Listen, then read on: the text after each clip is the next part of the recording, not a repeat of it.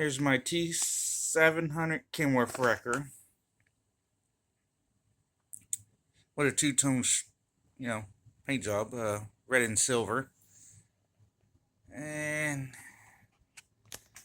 there's my w-900 wrecker, super stretch, it's real long.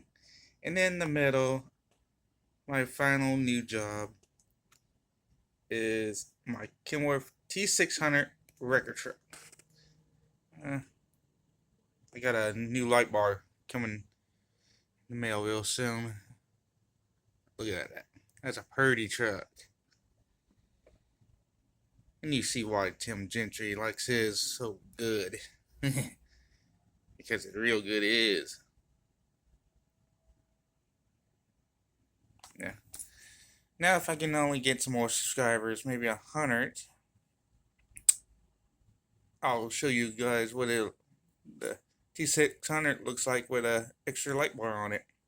As soon as I get it, I'll do that new video. Remember, like, comment, and subscribe. Check them out, my other videos. Thanks.